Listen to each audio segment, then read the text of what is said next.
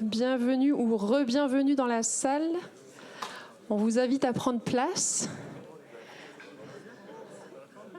Après avoir salué le président. Bonjour. Merci pour votre présence pour cette table ronde dans le cadre de l'Assemblée générale du Gard à Lyon, avec un éminent parterre ici présent, que je vais laisser le soin à Monsieur le Président de présenter. Je compléterai si d'aventure il y avait des petits morceaux qui manquaient au puzzle. Voilà, Monsieur Nègre, je vous laisse ouvrir cette table ronde de l'Assemblée générale. Merci, Madame, de cette ouverture-là avec un grand sourire.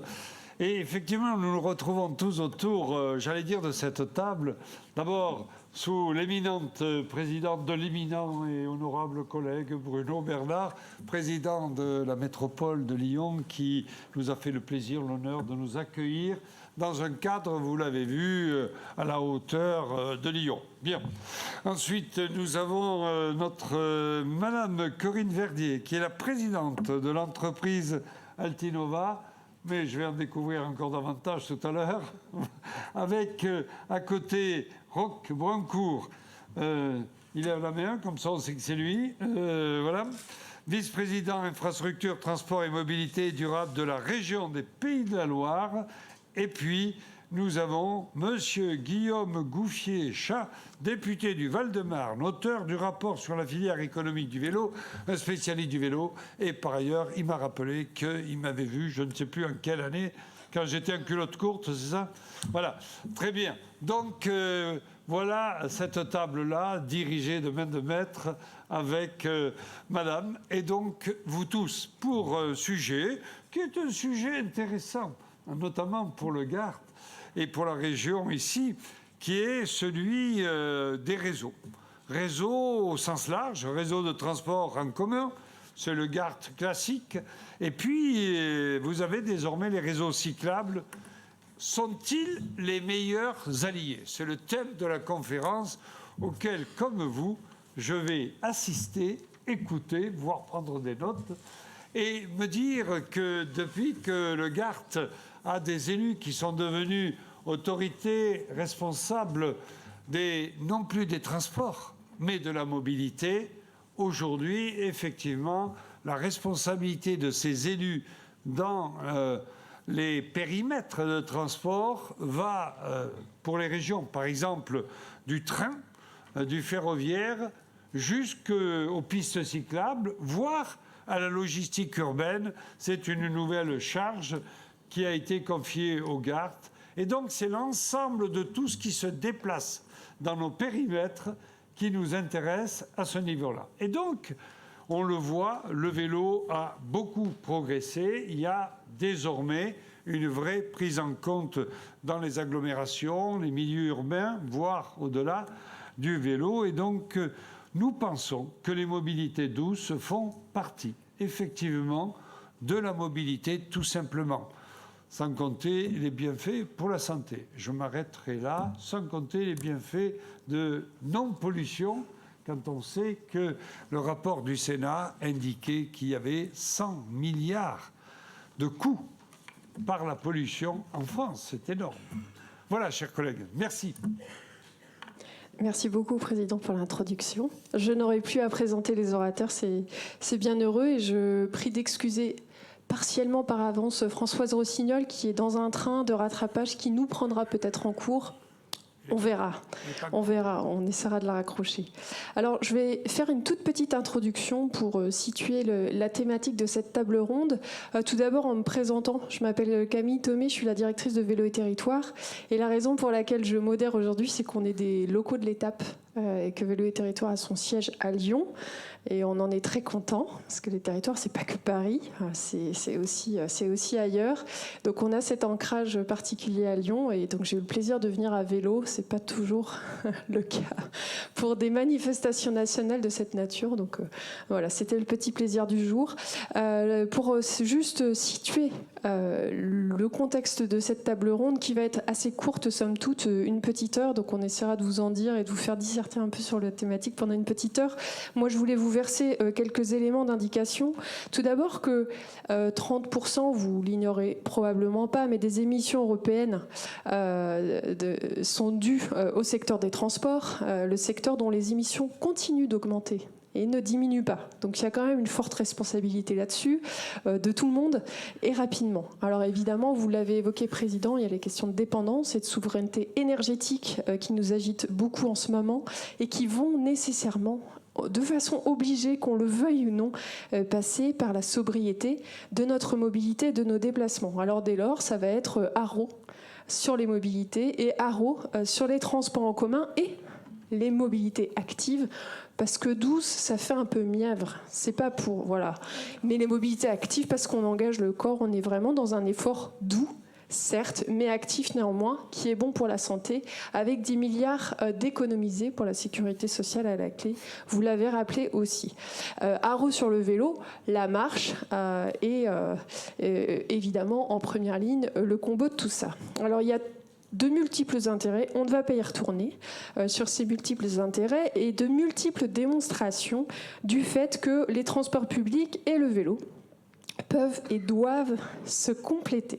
Alors, quelques points sont emblématiques à souligner. Je ne veux pas faire une explication exhaustive, mais je vais quand même aller du côté oui, des Pays-Bas. Excusez-moi encore une fois, mais néanmoins j'y vais quand même. Avec une démonstration. Alors, aux Pays-Bas, le vélo plus le train, ça permet une mobilité combinée en porte-à-porte. Et ça permet véritablement de compenser l'utilisation de la voiture individuelle. Là, je vous ai fait un petit export d'influenceurs des mobilités et de l'urbanisme que je vous invite à suivre, dont je vous ai traduit la citation qui indique que, isolément, vélo et train ne sont pas des alternatives parfaites à la voiture. Il manque pour l'un de sa portée, pour l'autre de sa praticité sur le porte-à-porte. Mais combiner les deux modes et un seul système vélo-train, et vous ouvrirez immédiatement l'option d'une mobilité sans entrave compétitive à la voiture. Là, on est sur le vélo-train. On est évidemment aux Pays-Bas et à chaque fois on se dit ouais mais c'est une culture différente, c'est pas pareil. Bah non, mais ils ont commencé il y a 40 ans, ils récoltent les fruits aujourd'hui. Ce sont des trajectoires longues et ce que l'on applique depuis 40 ans aux Pays-Bas avec tout le système que l'on voit aujourd'hui peut s'appliquer aujourd'hui. 45% des trajets des gens qui arrivent à prendre le train à vélo le matin aux Pays-Bas, c'est 45% des utilisateurs du train le matin. Voilà, les utilisateurs à vélo, 45%. Vous imaginez à quel point c'est important. Pour vous donner un ordre de grandeur aussi, les Pays-Bas comptent 193 500 places de parking vélo sécurisées, auxquelles vous en rajoutez plus de 300 000 non sécurisées, aux abords de leurs 300 gares sur le territoire. C'est considérable, je rappelle, pour un ordre de grandeur que la LOM, c'est un objectif 90 000 sur un certain nombre de gares pour 90 000 parkings sécurisés. Ça vous donne des petits ordres de grandeur, ça nous donne une marge de progression. Et évidemment, je ne parle ici que du train, mais il n'est pas que, évidemment, question du train. Alors de plus en plus, partout, et en France, les réseaux cyclables sont parfois pensés et dessinés à la manière d'un maillage et parfois même appréhendés de manière comparable à un réseau de transport en commun. On pense tout de suite aux lignes de métro, hein, évidemment, des fois aussi avec un symbole de temps de parcours. Lyon et la métropole, des fois, proposent des cartes de cette nature-là. Alors vous avez évidemment les voies lyonnaises, on aura l'occasion d'y revenir avec vous, Président Bernard. Et puis vous avez aussi... Mouloud, s'il te plaît. Voilà, vous aurez demain l'emblématique réseau Express Vélo en Île-de-France, ou en tout cas la planification, là aussi, est présentée comme une carte de RER, mais là c'est le RER V. Vous avez également le cas dans d'autres pays, parce que cette manière de faire, cette manière de voir ou de symboliser peut aussi s'observer. Là, vous avez les Cycle Superhighways d'une région danoise, mais vous avez cette manière de symboliser de plus en plus prégnante. Alors, le vélo allié et combiné au TC, ça rend le porte-à-porte possible, si tant est qu'on s'en donne la possibilité. Mais voilà, est-ce qu'on est vraiment de façon communément répandue à cette manière de faire et de présenter les choses? Est-ce qu'on repose la question de notre table ronde? Si tu peux remettre, voilà. Voilà, la problématique, est-ce qu'on est vraiment dans une situation aujourd'hui où les réseaux de transport en commun et les réseaux cyclables sont les meilleurs alliés? Oui, non ou pas encore? Alors, on va demander à nos 4 participants, à commencer par vous, Monsieur Bernard, en tant que président de la métropole du Grand Lyon et de Citral Mobilité. Vous avez la double casquette, c'est quand même bigrement pratique pour appréhender les mobilités ensemble. Qu'est-ce que vous pouvez répondre à cette question? Vous avez 4 heures. En tout cas, il y a une complémentarité, bonjour à toutes et à tous, naturellement, entre le vélo et les transports en commun, mais je rajouterais quand même un troisième allié qui est la marche à pied, parce que selon son lieu d'habitation, plus on est dans le périmètre dense de l'agglomération, plus le couplage marche à pied, transport en commun est efficace. Et en effet, selon où on habite, parfois, c'est le vélo qui peut remplacer la marche à pied si on est à plus d'un kilomètre du transport en commun fort. Et c'est vrai qu'ici à la métropole, vous l'avez dit, on a une particularité, c'est d'être une collectivité élue au suffrage direct, qui a des compétences nombreuses, et la loi prévoit que le président de la métropole soit aussi président du Citral. Donc il est évident que ça aide pour travailler le développement des transports en commun et du vélo. Par exemple, ça permet d'avoir un vice-président de la métropole, Fabien Bagnon, présent, qui non seulement s'occupe des modes actifs, mais qui est aussi le vice-président de la voirie. Et naturellement, quand on s'occupe et de la voirie et des modes doux en même temps, c'est beaucoup plus facile de porter les projets. Donc il y a en tout cas une cohérence en s'occuper de tout ça ensemble, et c'est beaucoup plus efficace. Et le développement du vélo assistance électrique ouvre des horizons assez extraordinaires. Aujourd'hui, il nous permet d'avoir quand même beaucoup plus de solutions. On a interrogé les citoyens sur la mise en place de la zone à faible émission récemment, puisque beaucoup vont devoir changer de véhicule, en tout cas, ou changer de mode de déplacement. Et on en a quand même à peu près la moitié qui nous expliquent globalement qu'ils vont changer de véhicule, quelques-uns qui nous expliquent qu'ils vont rien faire et frauder, pas très nombreux heureusement, mais on a quand même 28% qui nous disent on va aller au transport en commun et 10% au vélo. Donc on a de toute façon un développement massif de ces modes alternatifs à la voiture à développer dans nos agglomérations, et le couplage vélo transport en commun est naturellement essentiel pour y répondre. Merci beaucoup. C'était simple et efficace. Je me tourne vers vous, Monsieur Brancourt, parce que, bon, en tant que représentant d'une autorité organisatrice de la mobilité régionale, qu'est-ce que ça vous inspire? Alors peut-être l'introduction et puis les propos de Monsieur Bernard sur le fait de disposer de toute la palette pour agir. Donc c'est clair qu'on peut aller plus vite quand on arrive à être d'accord avec soi-même, si vous me permettez. C'est pas la même équation à échelle régionale. Donc comment est-ce qu'on fait que le réseau cyclable et le réseau de transport en commun, le TER en l'occurrence, pour ce qui concerne une région, quelle qu'elle soit, soient les meilleurs alliés, et qu'est-ce que ça vous inspire? Bonjour à tous. Je ne sais pas si ça doit être celui-là. Voilà. Bonjour à tous. Alors, ça m'inspire plusieurs réflexions. D'abord, surtout en milieu urbain, ce qui est intéressant avec le vélo, c'est que ça permet de faire de la place pour les transports en commun aussi, puisque une des particularités des transports en commun, c'est qu'il faut qu'ils soient compétitifs par rapport à la voiture individuelle. C'est pas très compliqué quand on est dans des métropoles très denses avec des grosses problématiques de circulation. C'est un peu plus difficile d'avoir cette compétitivité des transports en commun quand on est dans des villes moyennes. Moi, je suis un élu d'Angers, c'est un bon exemple, mais il y en a plein d'autres. Donc ça, c'est une première considération. Après, en tant qu'autorité organisatrice régionale, on n'est pas à la même échelle qu'une AOM urbaine. C'est-à-dire qu'on intervient comme autorité organisatrice au milieu, si je puis dire, d'autres autorités organisatrices. On n'a pas la compétence voirie, par exemple. On n'a pas vocation à exercer la compétence voirie ou routière. Mais on est quand même un acteur important puisqu'on structure les transports interurbains. On a cette capacité à travailler sur cette complémentarité. Alors, d'un point de vue peut-être concret, ce qu'on fait, c'est qu'on aide à développer les conditions du développement de l'utilisation du vélo en complémentarité des transports en commun, classiquement en soutenant spécifiquement, par exemple, les infrastructures de rabattement, toutes les pistes cyclables de rabattement qui permettent de rejoindre des points des gares, des espaces multimodaux, par exemple. À ce titre-là, d'ailleurs, on a upgradé, si je puis dire, notre règlement d'intervention récemment, l'année dernière, puisqu'avec l'émergence, le développement du vélo à assistance électrique, on voit que les distances parcourues en vélo électrique sont plus importantes. Donc, on a augmenté les kilomètres qu'on subventionne, si je puis dire, dans ces infrastructures. On développe aussi dans les gares, mais pas seulement, aussi à proximité des points d'arrêt routiers, tout ce qui est abri de vélos sécurisés. On a en région Pays de la Loire plus de la moitié de nos gares régionales qui sont déjà équipées d'abris vélos sécurisés. Et puis on a aussi un travail pour développer aussi la culture vélo et le dialogue entre les experts d'usage du vélo et les acteurs locaux.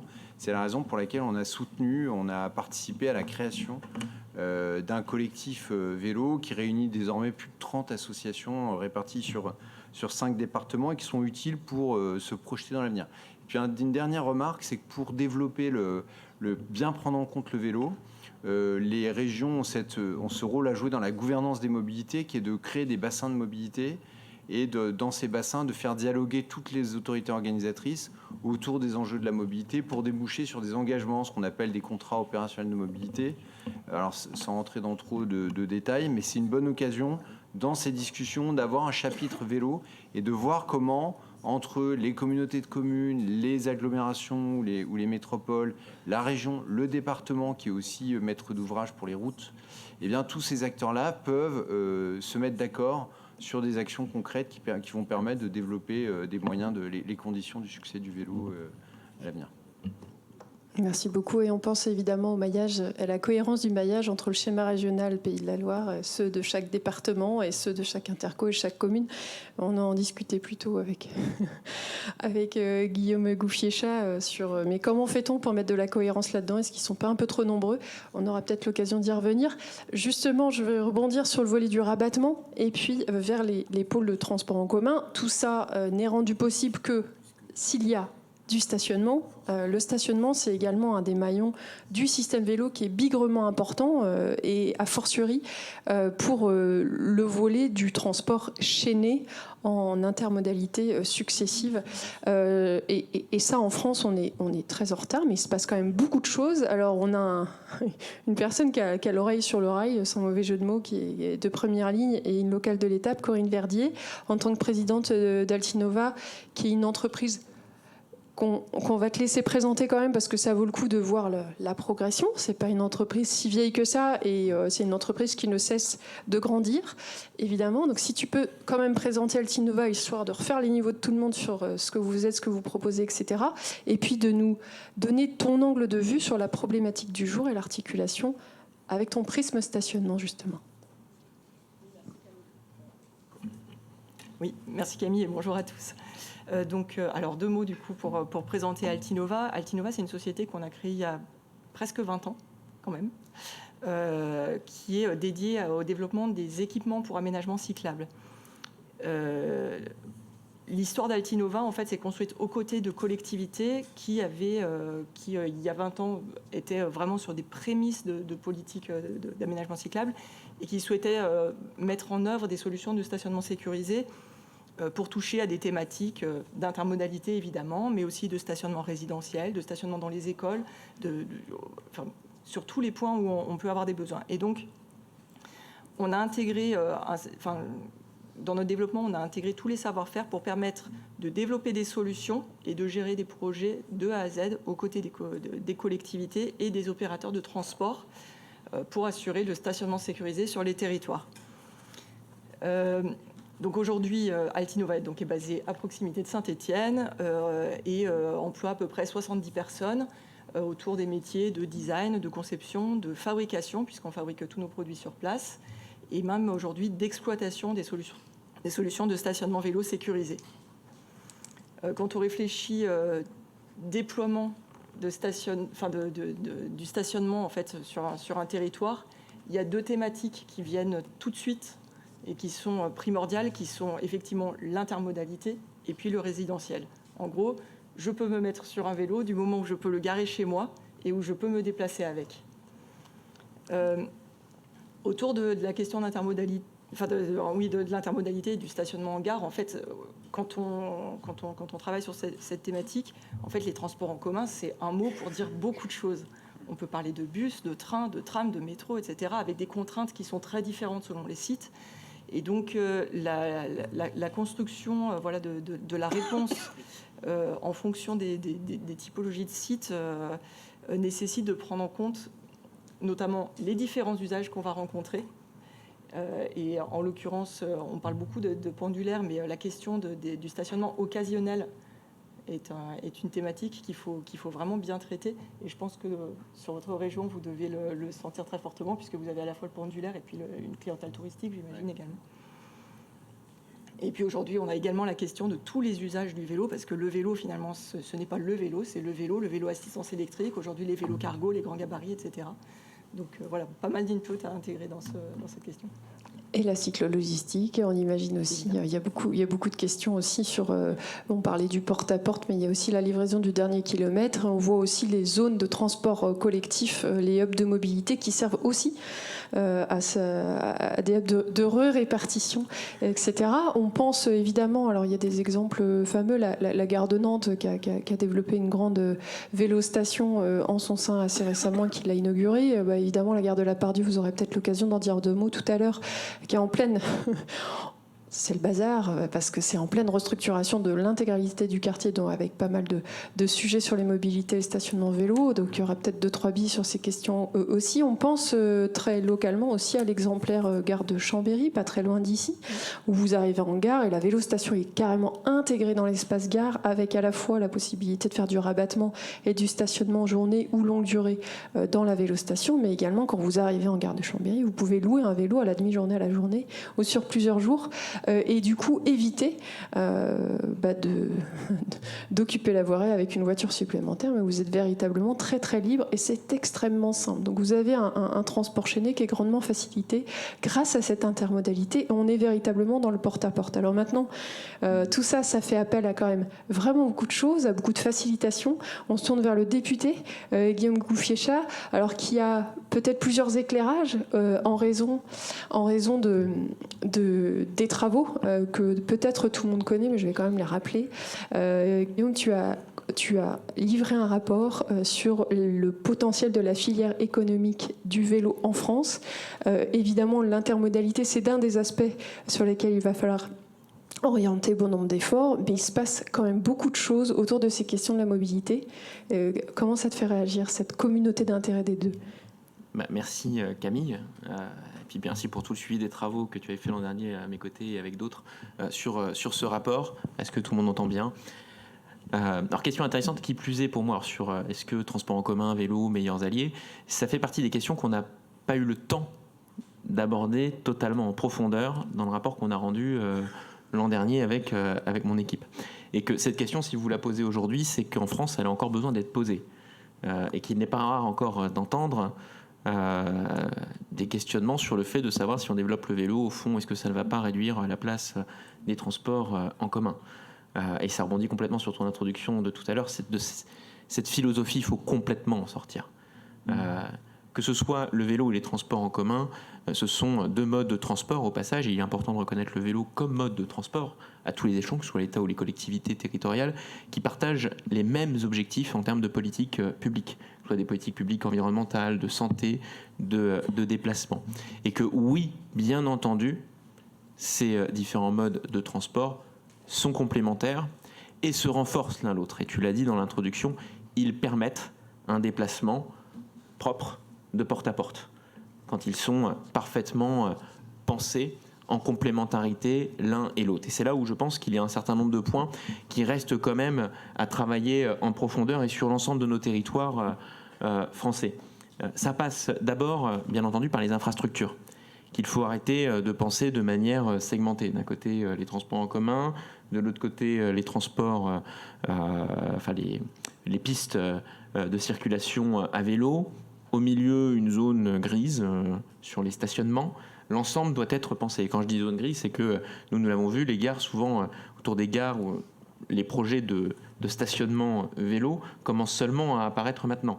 Et il n'est pas rare de voir encore des gares sortir de terre avec juste 2 ou 3 stationnements vélo et stationnements parfois de faible qualité, alors même que dans notre pays, nous comptons des véritables pépites dont Altinova fait partie avec d'autres sur le stationnement sécurisé et de masse de vélos, qui permet effectivement une intermobilité. En tout cas, penser les infrastructures de manière complémentaire, et là je pense que les collectivités doivent renforcer leur travail avec les sociétés et avec les autorités organisatrices de transport pour avoir le cheminement le plus intelligible possible qui permette chacun de se déplacer à vélo et en complémentarité derrière en transport quand ils en ont besoin. Les infrastructures, le deuxième point, c'est tout ce qui va être politique d'abonnement de transport ou d'abonnement de vélo en libre service ou les politiques publiques d'aide au financement de son transport en commun ou de son acquisition à vélo. Et là, je pense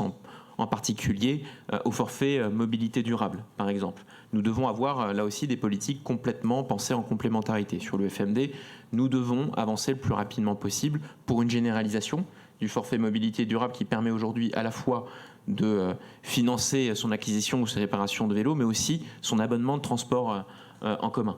Et ça, c'est une bonne politique publique. Au passage, dans le secteur public, il est important que nous puissions le rehausser, parce qu'il est toujours limité à 200 € et il faut que nous puissions le porter, je pense, au même niveau que pour les entreprises publiques, tout en travaillant sur une généralisation la plus rapide possible.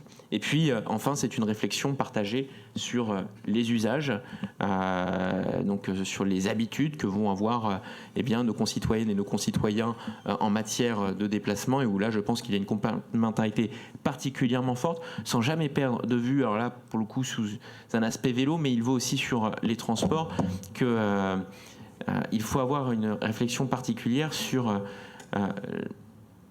les déplacements des femmes. Et par exemple, et je pense en particulier sur le vélo, où les femmes vont être l'avenir des déplacements à vélo, la question va se poser également sur les transports en commun et qu'il faut avoir en tout cas une réflexion sur ces usages particulièrement forts. Oui, il y a beaucoup d'analogies à faire sur les freins ou les motivations des femmes à circuler à vélo ou à ne pas le faire. Et la même chose pour les transports en commun. On pense évidemment aux horaires, on pense à l'éclairage, on pense à tas de choses de cette nature-là. Alors, Françoise Rossignol n'est pas là, mais elle aurait pu dire, pour le compte du Club des villes et territoires cyclables et marchables et de l'Alliance Vélo National à laquelle Vélo et Territoire est associée aux côtés de l'Union Sport et Cycle et puis de la PIC et de la FUB par exemple, mais les 10 propositions pour un quinquennat vélo et pro-vélo qui ont été portées par cette alliance nationale côté intermodalité mettent en évidence alors 2 éléments, je ne vais pas vous saouler avec les 10 propositions, mais néanmoins je vais en mentionner 2.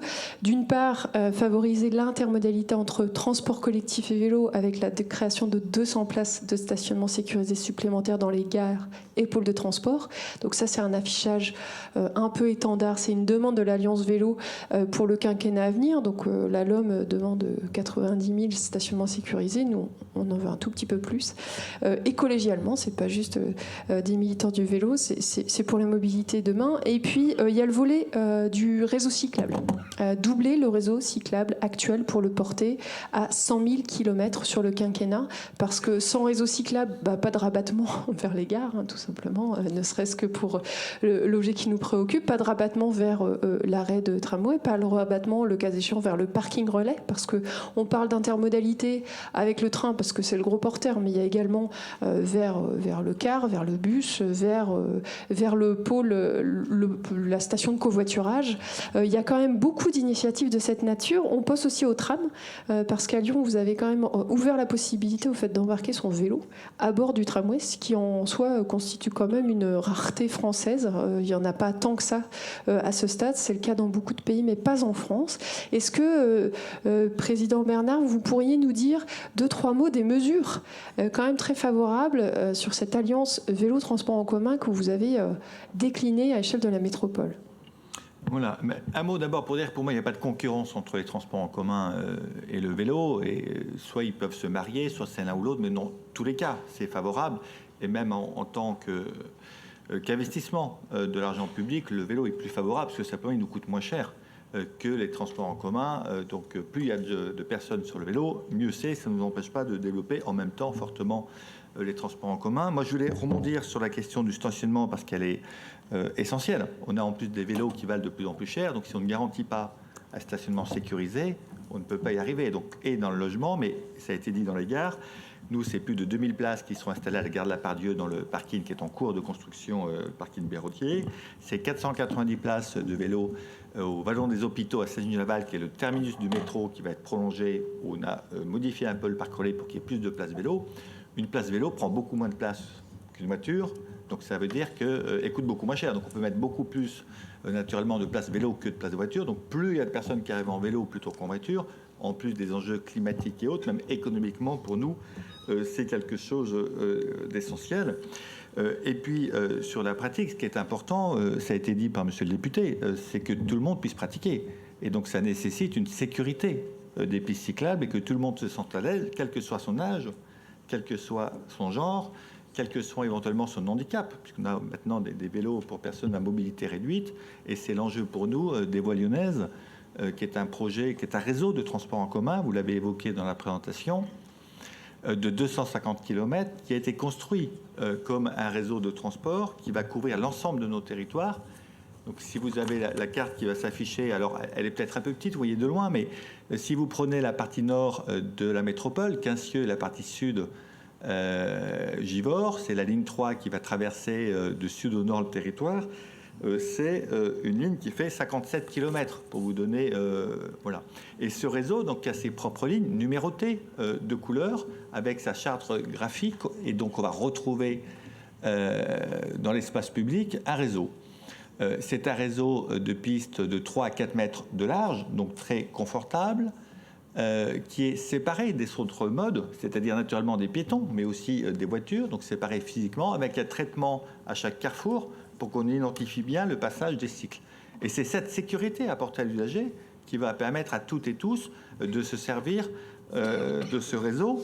Et il est en plus, pour revenir à la première question du couplage TC transport TC vélo, sur la ligne 1 par exemple, elle est faite avec aux extrémités des lignes de tramway nouvelles qu'on installe, les lignes de tramway T9 et T10, et en même temps on fait les voies lyonnaises. C'est aussi une question d'optimisation des coûts. On en profite aussi pour désimperméabiliser d'ailleurs ces axes-là pour notre politique de l'eau. Et donc ça s'articule très bien. Et après, c'est des projets, là c'est 250 km qui sont faits dans le mandat, c'est 282 millions d'euros. Donc ça commence à être aussi des projets importants où chaque ligne, on a un comité de ligne piloté avec les maires pour... faire que le projet soit le plus efficace possible, parce que c'est pas simple à l'espace public. À un moment donné, on prend parfois, souvent à la voiture, au stationnement ou à une voie de circulation. Parfois, on va croiser une route d'intérêt national, donc il faut qu'on aille négocier avec l'État, et c'est pas toujours facile de réduire un peu cette route. Donc on a un travail très fin avec les élus locaux. Il y a parfois, on change d'ailleurs d'axe par rapport à ce qu'on avait prévu pour des questions de commerce ou autres. Et donc on a pour chaque ligne un budget, un kilométrage, comme on aurait un projet de ligne de transport en commun. On a nos projets de ces 13 lignes. Voilà, et c'est à peu près, pour avoir une idée des coûts, un peu plus d'1 million d'euros au kilomètre. Donc c'est des vrais investissements, mais qui après, comme il n'y a pas de coût de fonctionnement, c'est quand même très intéressant de développer cette politique vélo. Donc on peut rappeler des grandes masses, c'est du 1 pour 10 sur le stationnement, hein, on met 10 vélos sur un stationnement automobile, donc ça donne quand même des ordres de grandeur en termes de gens transportés. Et puis certes 1 million d'euros du kilomètre sur un maillage aussi fin, mais on voit bien que cette ligne 3 par exemple de 57 km, ça permet aussi d'augmenter la zone de chalandise des pôles de transport en commun. Donc c'est autant d'évaporation du trafic sur lequel on peut compter grâce à cela. Et si on continue l'analogie avec les Pays-Bas. C'est vrai que les 300 gares, c'est vraiment la théorie du porte-à-porte. Aux Pays-Bas, on fait le train plus vélo, la marche plus vélo en notion de porte-à-porte. C'est-à-dire que ça doit pouvoir remplacer la voiture de tout le monde, et la plupart des Néerlandais habitent à moins de 15 minutes à vélo d'une gare. Et donc c'est vraiment la notion de porte-à-porte qui s'ouvre, et là on rentre aussi pour tous les grands Lyonnais dans la possibilité demain, parce que il y a des morceaux qui sont ouverts mais pas tous encore, demain dans cette véritable notion du porte-à-porte. Je vous invite à vous rendre à vélo évidemment, sinon c'est pas drôle, sur la première section des voies lyonnaises, sur les hautes berges du Rhône. Ce dessin en bas à droite, désormais il est réalité, il existe en vrai. C'est bigrement confortable. Vous pouvez vous croiser à deux de front dans les deux sens, et c'est vrai que ça fait absolument toute la différence, notamment quand vous circulez avec des enfants et en famille. Désormais, vous ne passez pas votre temps à avoir peur, vous êtes un peu plus relax quand même. Alors, je vais me tourner à présent autour de Corinne. Toi, donc sur le rabattement, est-ce que tu sens qu'il y a beaucoup plus de sollicitations aujourd'hui, beaucoup plus d'appels d'offres issus des AOM? Est-ce que tu sens qu'il y a, vous avez du mal à répondre peut-être aux sollicitations sur le stationnement? Il faut être à la remarque. Nous, on a la chance d'être dans un bâtiment qui est objectif employeur pro vélo. On est dans un bâtiment important et on a des formidables stationnements tout neufs et rutilant Altinova. On est trop contents, on se sent vraiment chouchouté, c'est formidable. Mais est-ce que c'est quelque chose que vous avez du mal à suivre, ou vous êtes à fond et il n'y a aucun problème? Alors, il y a effectivement une accélération importante. On a du mal à suivre, je ne dirais pas ça. En revanche, on anticipe avec un doublement de notre usine qui est en cours. Donc on a un très gros investissement qui est en cours actuellement pour nous permettre justement d'accompagner ce développement. Comment ça s'est traduit sur les dernières années? Ce qui est extrêmement intéressant, c'est de voir que les politiques de stationnement, en tout cas, qui étaient vraiment un petit peu le privilège des grandes villes, des grandes métropoles, aujourd'hui infusent vraiment sur toutes les tailles de territoire. Et ça, je crois que c'est très important, c'est que quand on parle d'intermodalité et de stationnement vélo sécurisé en intermodalité, l'idée, ce n'est pas de faire des très gros pôles de stationnement dans les gares et puis de ne pas diffuser. Au contraire, c'est très important en fait d'harmoniser une offre de stationnement pour toucher une population la plus large possible. Pour accompagner ça, dans notre cas, en fait, on a travaillé d'abord sur des gros pôles, justement. Et puis finalement, quand on travaille à l'échelle d'un territoire et qu'on déploie une vingtaine de pôles, une trentaine de pôles, on s'est vite rendu compte que les pôles qui étaient un peu rigides, il y en avait la moitié qui marchait bien. Puis après un quart un peu boiteux. Et puis alors le dernier quart, on ne trouvait pas son public. Et donc aujourd'hui, on a complètement changé notre mode de fonctionnement. Sur des gros pôles, il n'y a pas de sujet. Il faut passer sur du bâtiment, sur des grandes infrastructures. Mais il faut vraiment avoir cette agilité d'être en mesure de déployer également du stationnement dans des gares plus petites, de tester avec des petits mobiliers très agiles. On essaye, on installe. Si ça fonctionne, très bien. On agrandit, on pérennise des choses. Mais cette notion en fait de diffuser et d'aller presque sur de l'installation à la demande, c'est quelque chose de fondamental. C'est quelque chose qui commence à se pratiquer beaucoup sur la question du stationnement résidentiel. Plutôt que de créer tout de suite un maillage, déjà on répond aux personnes qui font une demande. Mais sur le rabattement en intermodalité, cette démarche-là, elle est extrêmement intéressante. Oui, avant d'aller à fond dans du gros œuvre et puis quitte à se tromper et du coup engager des grosses dépenses qui tombent un peu à côté, essaimer, on pense à certaines gares néerlandaise, parce que je suis un peu obsédée, je viens de lire une étude là-dessus, c'est pour ça, et veuillez m'en excuser, mais c'est pas un méga parking à Utrecht, c'est plusieurs parkings, alors de plusieurs milliers de stationnements chacun, quand même, mais c'est plusieurs parkings, et qui augmentent et qui s'améliorent au fil de l'eau, parce que l'idée initiale n'était pas forcément géniale, etc.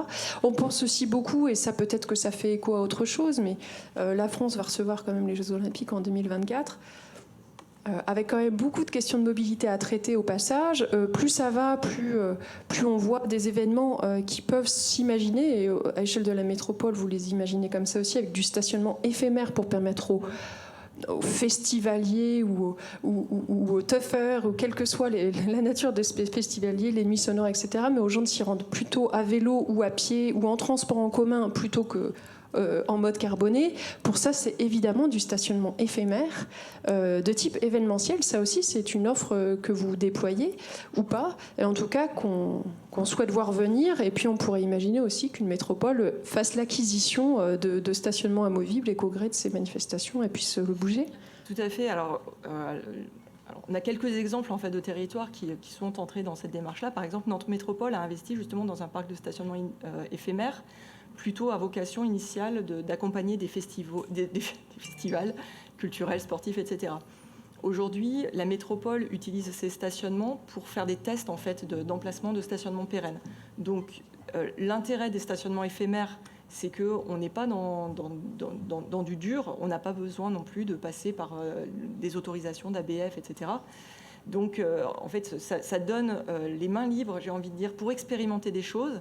Et puis, quand on identifie les sites où le besoin est avéré, ben voilà, derrière, on va passer dans une démarche de pérennisation d'équipements en dur, quoi. L'aménagement tactique, les aménagements cyclables de transition, le stationnement cyclable de transition, on teste avant de pérenniser la preuve proof of concept, comme on Exactement. dit. Et puis le stationnement éphémère, c'est aussi, sur le territoire, on accueille un marché tous les dimanches matins, on déploie du stationnement le temps du marché. Donc on piétonise une zone et puis voilà, on a la capacité d'accueillir des cyclistes. Mais autour du stationnement, il y a vraiment cette notion d'agilité, en fait, accompagner les usages, y compris ponctuels, quoi. Roch Brancourt, ça vous inspire quelque chose? Vous avez envie d'inciter la région à acheter du stationnement éphémère pour tester dans toutes les gares?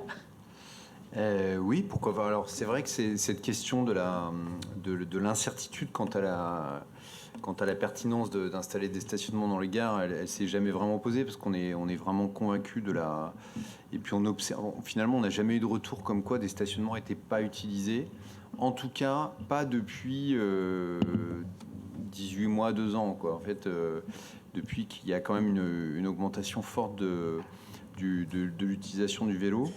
La question qui se pose, c'est plutôt savoir de la scalabilité, c'est-à-dire finalement, je vais commencer par installer 20 ou 30 stationnements sécurisés dans une petite gare, une petite halte régionale, et comment je peux anticiper d'avoir l'espace nécessaire pour doubler, tripler, quadrupler en fonction du développement. Je pense que l'autre sujet, finalement, quand on discute avec les usagers, notamment des TER, mais c'est vrai aussi de plus en plus des usagers des lignes régulières d'autocars, il y a la question du stationnement. Est-ce que mon vélo est en sécurité quand je vais le laisser plusieurs heures, voire plusieurs jours ou une journée entière? Et la deuxième chose, c'est la question de comment je fais face à l'impossibilité de l'emport du vélo. Puisque, bon, ça c'est peut-être, je ne veux pas lancer le débat de l'emport du vélo, mais je pense que si ce qu'on souhaite tous, l'augmentation de la part modale du vélo se développe, et pour ce qui est des Pays de la Loire, je pense qu'on a encore de la marge par rapport aux Pays-Bas, puisqu'on doit être à 15% d'utilisation du vélo par les usagers du TER. Donc on ne peut que souhaiter ça, et je ne vois pas comment on va réussir à accompagner cette augmentation par un développement de matériel roulant proportionné. Je pense qu'on n'y arrivera pas. C'est pas raisonnable de l'imaginer. Donc ça veut dire qu'il faut qu'on accompagne une utilisation du vélo différente, et que les comportements aussi des cyclistes, des usages des cyclistes évoluent par rapport à ça, qu'ils aient la possibilité d'utiliser 2 vélos quand même dans un certain nombre de cas, comment ça se passe, comment on peut le faire. Et je crois que dans ce domaine, il y a aussi encore vraiment dans la logique porte-à-porte, c'est aussi ça, quoi. C'est comment j'ai un vélo au départ, un vélo à l'arrivée.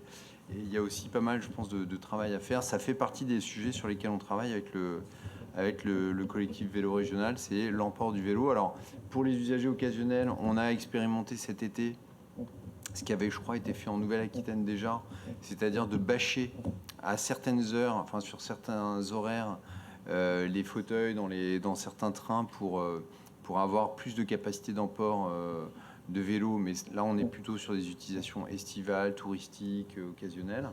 Mais je pense que sur le vélo taf, enfin le vélo quotidien, il faut qu'on puisse vraiment déployer la possibilité d'avoir 2 vélos, ou comment on gère ça, quoi.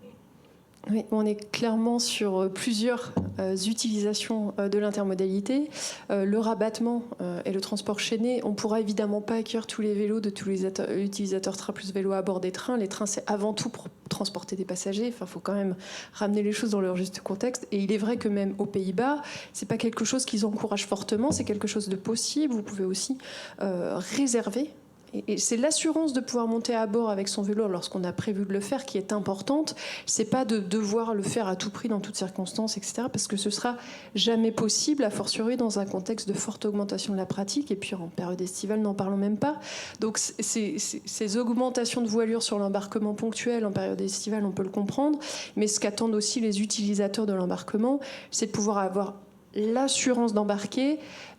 Donc ça passe par de la réservation, ça se passe surtout par l'information voyageur fiable, la formation des contrôleurs et des contrôleurs à quai qui les renseigneront de façon adaptée. Mais en tout état de cause, jamais d'embarquer tout le monde. Mais du coup, ça pose aussi la question du service. Il y a toute une offre servicielle qui doit pouvoir être déployée, au même titre qu'on va en station de ski. Enfin, s'il reste de la neige, ça c'est une autre question, mais peut-être que, en tout cas, dans l'ancien temps, il y avait du ski, il y avait de la neige, et on pouvait louer des skis dans les stations. Et là, on pourrait imaginer à destination, on loue son vélo une fois arrivé, alors que quel que soit le motif d'ailleurs, sur le serviciel, Guillaume Gouffier-Cha, il y a énormément de choses qui se trament autour de l'économie du vélo. L'économie servicielle du vélo, elle est gigantesque. Son potentiel est énorme. Si on parle du volet service aux abords des pôles de mobilité... Ah voilà Françoise, formidable. On garde le meilleur pour la fin. Sur les pôles de mobilité, ça revêt beaucoup de métiers, beaucoup d'activités, beaucoup de potentiel économique pour le vélo. Si tu veux réagir là-dessus. Ah bah tout à fait. En tout cas, c'est l'hypothèse qu'on a prise sur le rapport sur la structuration de la filière économique du vélo. C'est-à-dire de ne pas créer en France un comité de filière industrielle, parce que le vélo ne se résume pas à une seule question, à une simple question industrielle, mais bien à une filière rassemblant différents acteurs économiques. Et quand on regarde l'ensemble des acteurs du vélo aujourd'hui dans notre pays, il y a déjà en premier lieu il y a les usagers. Et c'est eux qui ont quand même, sous leur pression, relancé la pratique du vélo comme mode de transport dans notre pays. Bien entendu, il y a la pratique sportive.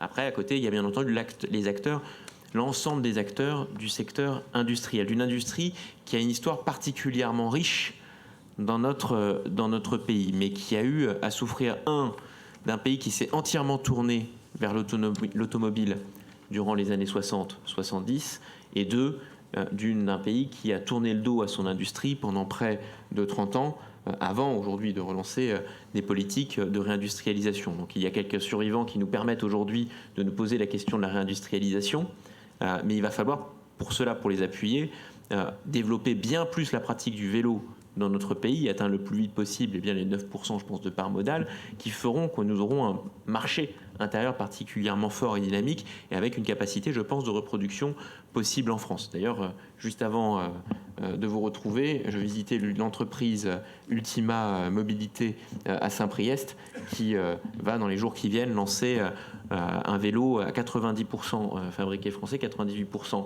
européen, et dont les roues, le cadre, le système de transmission, Valeo, les pneus, eh bien, sont tous de grandes entreprises françaises et pour le coup de la région Rhône-Alpes, pour l'ensemble, enfin pour une grosse partie de ces entreprises.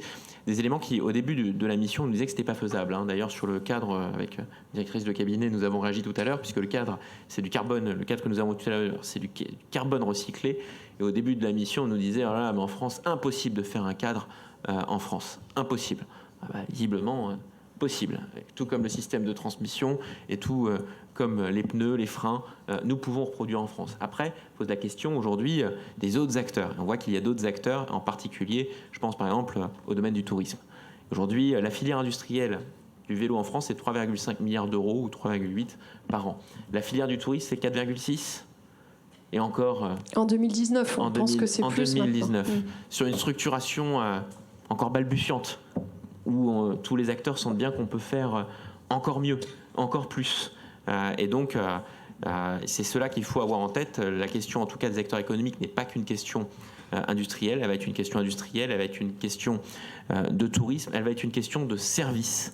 Et là, dans les services, nous allons retrouver toute l'économie, d'abord de la réparation, de l'entretien, mais aussi des nouvelles technologies qui peuvent se mettre en place sur les vélos, ou alors tout ce qui va être service, c'est bien de location de vélos, et qui pourrait répondre à la question que vous posiez tout à l'heure, que l'on voit aux Pays-Bas, le vélo qu'on utilise pour aller à son transport en commun, et une fois qu'on sort bien de son transport en commun, prendre un autre vélo, et tout ça peut-être avec le même abonnement, et qui permet bien de faire cette fameuse politique du porte-à-porte de manière efficace, simple et partagée par toutes et par tous. En tout cas, dans la filière, c'est ce qu'on prône, ce que je prône, c'est qu'elle puisse rassembler l'ensemble des acteurs économiques, et donc pas que industriels, qui permettent de mettre en place cette politique dans notre pays.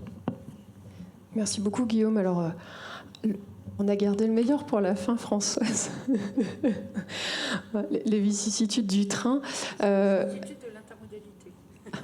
Voilà. Les vicissitudes de l'intermodalité. Il ne faut pas dire que le vélo est tombé en panne, parce qu'on aura bonne mine. Il n'était pas dans la chaîne de déplacement. Bon, alors ça va, c'est pour ça. C'est pour ça qu'on est en retard. Donc, alors Françoise, je vais refaire la présentation parce qu'elle va avoir la difficile tâche de répondre à 2 questions d'un coup, comme pour faire sa séquence de rattrapage, tout en reprenant sa respiration. Donc c'est vraiment très difficile. Présidente du Club des villes et territoires cyclables et marchables, vice-présidente en charge de la mobilité des transports de la communauté urbaine d'Arras, voilà, maire aussi, et 3e vice-présidente du GART, quand même, on joue à domicile aussi, en cette assemblée. Donc, à la question posée, réseau de transport en commun, réseau cyclable, meilleurs alliés, point d'interrogation, qu'est-ce que ça vous inspire, François? Ça, c'est la première question. Et puis, la deuxième question, je la pose tout de suite, et après, vous ferez bien comme vous voulez pour répondre, entre 2 essoufflements, sur l'Alliance Vélo, et les 10 mesures proposées, notamment celles visant à mettre en avant sous le quinquennat 200 places de stationnement vélos sécurisés, non pas juste 90 000 comme le stipule la norme, supplémentaires dans les gares et pôles de transport. Et puis le deuxième objectif sur les 100 000... J'ai une panne. Ouais. 100 000 kilomètres d'atteinte de réseau cyclable national sur le quinquennat. Voilà, donc je verse les 2 questions, et entre 2 bouffées d'oxygène, la parole est à vous. Veuillez m'excuser. J'espère que j'enfonce pas de porte ouverte, mais si, on les enfonce forcément, parce que lorsqu'on parle de transport en commun, bien entendu, il faut y arriver au transport en commun. Et la marche a toujours été le mode privilégié pour atteindre le transport en commun. Ensuite, on a eu le bus, le vélo, et que chaque fois qu'on parle de transport en commun, on est complètement dans l'intermodalité, parce que il est très rare que de porte à porte, ça nous prenne chez nous et ça nous emmène là où on désire aller. Et donc, la marche et l'intermodalité autour des grandes gares, je crois que ça a toujours été un élément fort de l'attractivité des gares.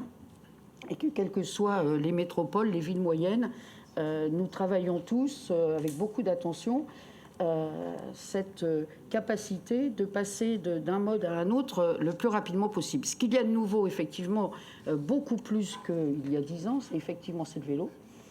C'est le vélo avec les besoins de stationnement que ça implique, les besoins de stationnement spécifiques.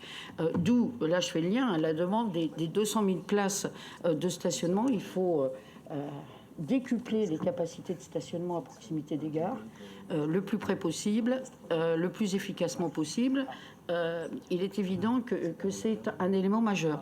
Mais je crois aussi qu'on s'aperçoit de plus en plus que c'est cette intermodalité, vélo, marche, transport en commun, on doit aussi la travailler, je dirais, dans nos gares secondaires, nos petites gares, parce que finalement, si on veut permettre à nos gares de vivre, il faut leur amener des passagers.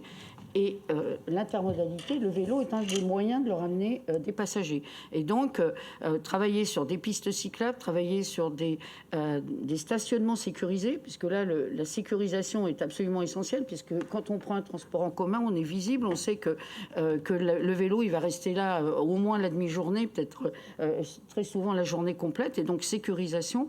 Mais sécurisation, finalement, sur des petites unités.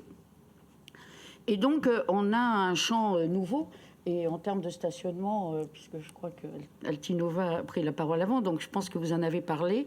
Donc, les gares secondaires, parce que je pense qu'il y a un très gros travail à faire. Leur accessibilité aussi par bande ou piste cyclable. Et donc, on touche aux infrastructures. Et puis, aussi, les réseaux de bus. Parce que finalement, aujourd'hui, lorsqu'on parle des zones peu denses, on n'arrivera jamais à mailler tout le territoire de bus à la porte de chez soi. Et même si on essaie, dans une agglo, comme on a essayé de le faire à Arras, de desservir toutes les communes, eh bien, on peut habiter à 2, à 1, à 2, à 3 kilomètres du centre du village. Et là, on aura... le vélo va permettre de remplir ce maillon manquant. Et donc, si on veut alimenter nos gares, nos lignes de bus, nos transports en commun, ça me paraît extrêmement important. Et donc ça, c'est une vision un peu nouvelle, parce que souvent, on n'y pensait pas. Mais aujourd'hui, où on réfléchit de plus en plus à la desserte des zones peu denses, je pense que le complément transport en commun vélo, il marche, bien sûr, mais le vélo a quand même un rayon plus important, avec une facilité d'accès plus importante. C'est un élément essentiel de la réflexion. Alors, ça s'articule. Alors, je rajouterais aussi la billettique. C'est extrêmement important que l'on puisse avoir sur la même carte son garage à vélo, son billet de bus, son abonnement TER.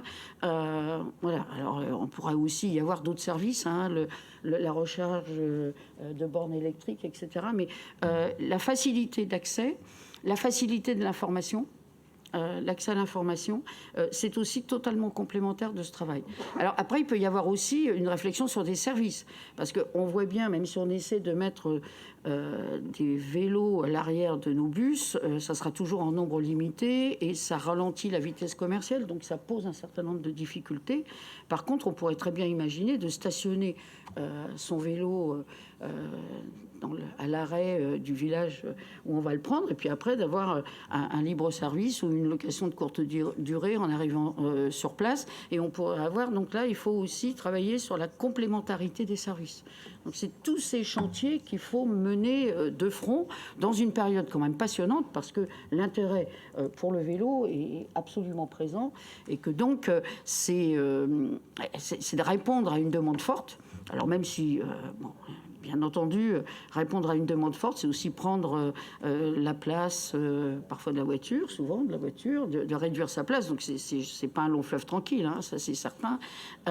Mais malgré tout, on répond à une demande, c'est passionnant. Et donc, ce qui est assez logique, l'ensemble des associations qui travaillent autour du vélo, donc... le Club des villes et territoires cyclables et marchables, Vélo et territoire, la FUB, la PIC, etc. Dans une période qui était extrêmement décisive, hein, d'élections présidentielles, d'élections législatives, à la suite d'élections municipales qui avaient mis aussi beaucoup d'équipes, permis à beaucoup d'équipes qui avaient mis le vélo dans leurs projets de façon importante, eh bien, on s'est dit que pour être entendu, il fallait travailler ensemble. Et que donc, l'Alliance pour le vélo, c'est bien ça l'idée, c'est que chaque association ne présente pas sa liste de courses, mais qu'après une réflexion commune, mais ça, le GART a travaillé aussi dans ce sens-là de la même façon, c'est qu'on se dise, qu'est-ce qui est essentiel? Donc effectivement, ce qui est essentiel, c'est qu'on puisse être accompagné sur le développement des infrastructures, parce que s'il n'y a pas d'infrastructures sécurisées, on voit bien que quand même la première cause de réticence à prendre le vélo, c'est quand même encore la sécurité, même si parfois c'est des sécurités un peu fantasmées, mais quand même c'est la sécurité, et que la piste cyclable est un élément majeur. Donc ce qu'on demande, c'est que on soit accompagné, que les collectivités soient accompagnées pour pouvoir monter à 100 000 kilomètres de pistes cyclables sur le mandat. On a parlé des places de stationnement, ça me paraît absolument essentiel, surtout avec... il faut travailler à la sécurité du vélo. Donc tout le travail que fait la PIC, du marquage des vélos aussi très important. Mais l'avènement du vélo électrique fait qu'on a des vélos de grande valeur et attractifs au vol, et que donc la question de la sécurisation se pose plus qu'auparavant, et que donc là il nous faut effectivement aussi travailler de façon extrêmement importante. Et puis je dirais aussi s'adresser à tous les publics. Alors finalement, si je suis président des villes et territoires cyclables et marchables, c'est peut-être aussi un symbole, parce que je ne correspond pas au type du cycliste habituel, bien que je sois une cycliste du quotidien. Pas que cycliste, hein, mais malgré tout cycliste du quotidien. L'homme en costume de 40 ans, c'est ça. Moi, je n'avais pas fait de vélo pendant un moment, mais j'y suis revenue grâce au vélo électrique. J'avais vraiment... après, il y a toujours une période où, d'une part, une période où c'était moins facile, mais je veux dire, la période où on a les enfants, où on a du multi-trajet, etc., est une période un peu plus complexe, même s'il y a des solutions par rapport à ça. Mais, et donc, l'accent, c'est sur le fait qu'il faut élargir le public. Il faut que davantage de femmes prennent leur vélo. Il faut que des seniors utilisent de plus en plus le vélo. Souvent, les seniors ont le temps. Donc, et quand ils découvrent le vélo, ils deviennent de vrais adeptes. Moi, dans mon école, les enfants qui viennent à vélo, c'est presque toujours les grands-parents qui les conduisent.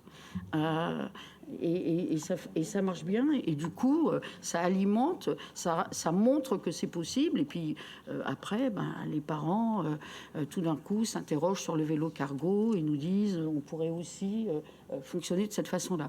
Donc, il faut élargir le public. Et là-dessus, le savoir rouler est quand même très important, que les enfants, dans le cadre scolaire, avec l'entraînement des copains, aussi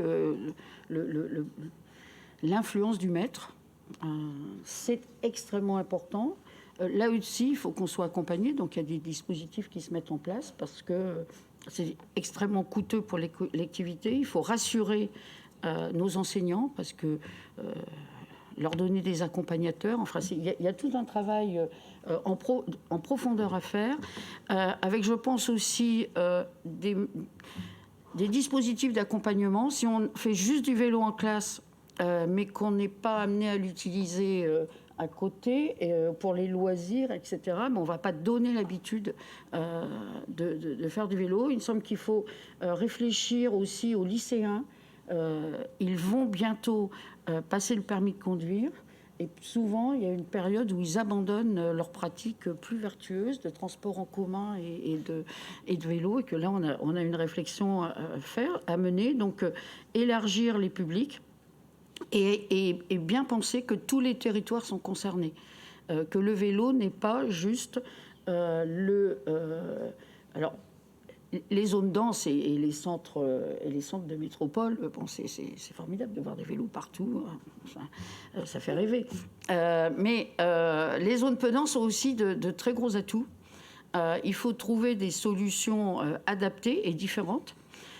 Mais c'est aussi, à mon avis, un enjeu majeur. Et là-dessus, il faut accompagner les nombreuses intercommunalités qui ont pris la compétence mobilité, qui donc aujourd'hui se posent la question de qu'est-ce que je peux faire, qui ne peuvent pas toujours faire du transport en commun, parce que c'est beaucoup trop coûteux, mais qui cherchent à inventer de nouvelles solutions.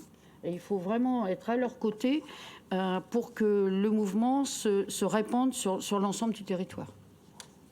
Merci beaucoup, Françoise. On retient quand même beaucoup d'informations.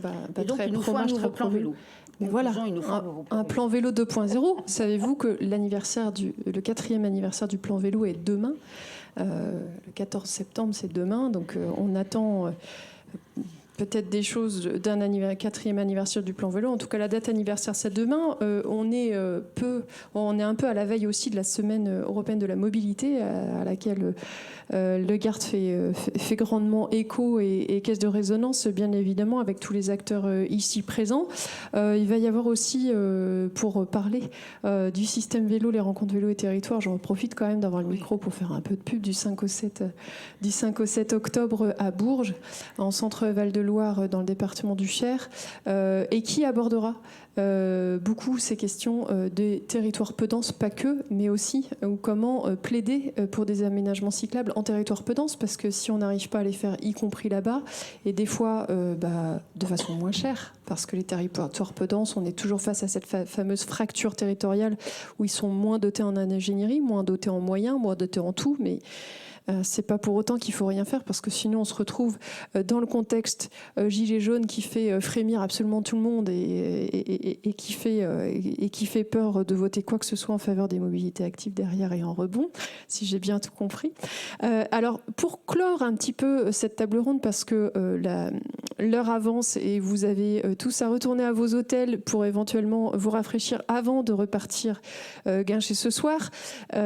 Merci le GART. Je veux quand même faire un tout petit tour de table avec un petit mot de la fin, en rappelant le contexte dans lequel on se situe, de gros problèmes énergétiques, voilà, on a quand même un tout petit sujet autour de l'énergie, un petit sujet mondial. C'est une fenêtre de grands risques et de grandes menaces, mais aussi une fenêtre d'opportunités. Pour revenir à cette question-là, le vélo, manifestement, alors la marche évidemment aussi, mais le vélo est un allié du transport en commun. Il permet de le rendre plus efficient, efficace, d'élargir sa zone de chalandise et de faire que plus de personnes le prennent, et de faire qu'il y ait moins d'arrêts éventuellement, mais des arrêts plus fréquentés, plus efficaces. Et quel que soit le transport collectif, qui soit covoituré, qui soit co-tramé, qui soit co-traîné, qui soit autre chose. Je vais partir de Françoise. En un mot, qu'est-ce que vous voudriez qu'on retienne de cette équation? Voilà, la chose la plus importante selon vous, c'est quoi pour qu'ils soient les meilleurs alliés, ces deux réseaux? Je crois qu'on a une vraie problématique de changement de comportement. Changement de comportement. Changement de comportement, tous, élus, etc., dans nos priorités. Donner toute sa place au vélo, donner toute sa place aux piétons, et en tant qu'individu, changer aussi nos habitudes, accepter de les changer, pour aller vers des comportements plus vertueux. Et effectivement, les crises qui se percutent nous amènent à le faire, nous interrogent, mais il faut franchir le pas. Changement de comportement. Guillaume. Un mot, je ne vais pas y arriver. Vous êtes vraiment pas drôle. Faut jouer le jeu. Allez, on y croit. En tout cas, complémentarité totale entre ces deux politiques qui doivent être des piliers de nos politiques de transport. Et jusque je tiens à le dire, pour rebondir ce que tu me disais il y a un instant, sur la capacité à faire voter les choses. Deux éléments pour mener ces politiques. Un, arrêter de laisser penser que les politiques pour le vélo ou pour les politiques de transport public sont des politiques de bobos. Ce sont des politiques environnementales, écologiques, transition, et ce sont des politiques populaires qu'il faut défendre et qu'il faut affirmer beaucoup plus. Et par ailleurs, oui, il faut assumer aujourd'hui dans notre pays de réduire la place de l'automobile et ne pas avoir peur de mener les politiques publiques qui permettent de répondre à ce défi.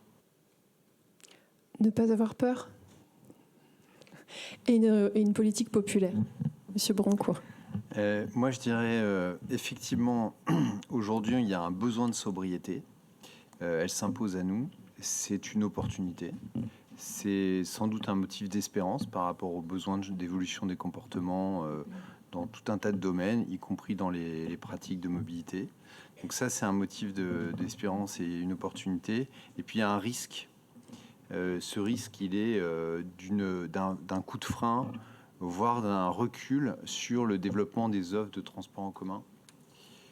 Parce que on est quand même, les collectivités, devant un mur financier qu'aujourd'hui, dès l'année prochaine, on ne sait pas encore bien comment on va le relever, quoi. Enfin, comment on va le gravir ou le franchir. Voilà. Mais c'est énorme. En dépenses de fonctionnement, en budget de fonctionnement, je pense qu'on est tous en train de regarder, on en parlait tout à l'heure avec des vice-présidents de région, On est en train de regarder notre budget et comment on va boucler l'année 2023 et on ne sait pas. Voilà. Et c'est difficile d'imaginer. Enfin, ça va être un combat et c'est pas évident de trouver la solution pour ne pas détricoter nos offres, notre niveau d'offre. Donc il y a aussi un risque dans le contexte actuel. Il y a une opportunité, une espérance, mais un risque. Il y a probablement plusieurs solutions et pas qu'une universelle, sinon ça se saurait. Et sans transport en commun, c'est plus compliqué de se déplacer à vélo. Parce que dans le porte-à-porte, il y a le vélo, mais il y a aussi le transport en commun. Tout à fait. La longue partie, c'est le transport en commun. Corinne ? Alors moi, je serais plutôt sur l'optimisme. Aujourd'hui, les planètes sont en train de s'aligner en fait autour de la notion d'intermodalité. Tous les outils sont en place en fait. On est en train d'acculturer les enfants. On a un schéma pour déployer du stationnement sécurisé en gare. On a écrasé le relief avec des vélos à assistance électrique qui sont en train de se déployer partout. Tous les freins sont en train de se lever. Et donc, tu l'as dit en introduction, il y a 40 ans, il n'y avait pas beaucoup de vélos aux Pays-Bas. Moi, je suis persuadée que dans quelques années, il y en aura beaucoup en France. Et il y en a déjà énormément plus qu'avant. C'est vrai. Président ? Écoutez, moi, c'est plutôt aussi de l'optimisme. On l'a pas dit, mais l'Europe a décidé de soutenir le vélo sur les infrastructures. Donc, on attend les annonces plus concrètes. Moi, je suis très heureux que les députés aussi s'emparent du sujet et nous aident à ce que l'État appuie un peu plus les collectivités locales sur les investissements en vélo. On est aussi très volontaire. Le fait qu'aujourd'hui, on parle dans une table ronde du GART du vélo montre que le monde a changé et que toutes et tous nous avons pris conscience que le vélo était une réponse forte pour les besoins de nos habitants. Merci beaucoup. Président Nègre, est-ce que vous souhaitez sonner le gong de la fin de cette table ronde et peut-être annoncer la suite pratique des festivités où il n'y a pas besoin et tout le monde... D'accord. Ensuite, c'est toi. Après. Bien. Eh bien, d'abord, la première chose, je remercie, je dirais, les membres de cette table ronde et vous tous qui avez écouté avec beaucoup d'attention. J'aurais souhaité peut-être qu'on puisse vous donner la parole, mais vous avez raison. 18h44, 10, vous êtes à l'heure, très bien, vous avez conduit ça de main de maître. Alors, je vais donner, vous savez, avec les quelques années d'expérience qui sont les miennes, je crois assez peu au discours, de moins en moins d'ailleurs, et je crois de plus en plus aux réalités factuelles. Donc, vous avez devant vous, et Bruno l'a dit, hein, rendez-vous compte, le garde qui parle du vélo. Bon, eh bien, mais non, mais c'est ça la réalité. Et une autre réalité concrète, je la connais bien puisque je vais vous... C'est moi. Je suis président du GART, donc président de toutes les transports en commun possibles et imaginables. Et figurez-vous que j'ai un vélo et que je l'utilise. Voilà. Et donc, on a la jonction et l'alliance que vous recherchez. Vous l'avez à travers nous, à travers en donnant l'exemple nous-mêmes. Quand je me balade dans ma ville, je me balade avec mon vélo. Voilà. Et donc, cette alliance que vous recherchez, que nous recherchons tous, elle existe, elle est réelle. Et nous devons aller de l'avant parce que nous sommes totalement complémentaires. Merci à tous.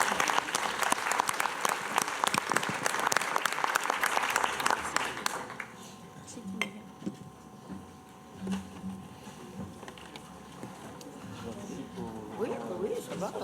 Après, j'ai fait 3 fois de tour ici.